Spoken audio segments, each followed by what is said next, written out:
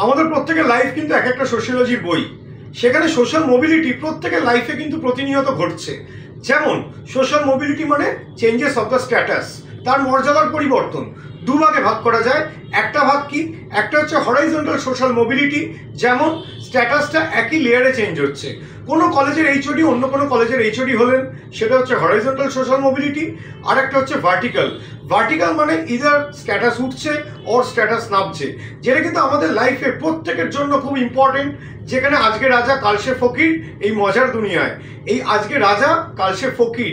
তাহলে কেউ আজকে কোনো মন্ত্রী, তিনি হয়তো আজ থেকে 10 বছর পর তার মন্ত্রিত্ব নেই, তিনি হয়তো কোনো দোকানে একটা 2000 টাকার মাইনে পাচ্ছেন, কাজ করছেন, সেটা কিন্তু ভার্টিক্যাল, সেটা ডাউনওয়ার্ড।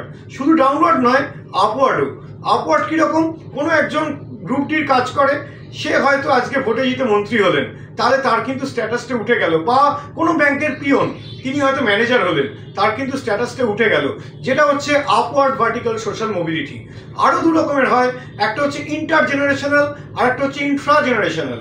ইন্ট্রা কোনটা, একই জেনারেশনের মধ্যে যখন হচ্ছে, যেরকম বললাম একজন ব্যাংকের পিয়ন, তিনি ব্যাংকের ম্যানেজার হলেন, সেটা হচ্ছে ইন্ট্রা।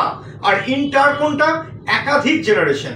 একাধিক জেনারেশন মানে কোনো ব্যাংক ম্যানেজারের ছেলে, তিনি হয়তো আনাজ বিক্রেতা হলেন, বা কোনো আইপিএস অফিসারের ছেলে, তিনি হয়তো টোটোওয়ালা হলেন, তাহলে সেক্ষেত্রে কিন্তু স্ট্যাটাসটা নেমে যাচ্ছে। সেক্ষেত্রে এটা ইন্টার জেনারেশনাল সোশ্যাল মোবিলিটি। আর একটা হচ্ছে ইন্ট্রা, যেটা একই জেনারেশনের মধ্যে।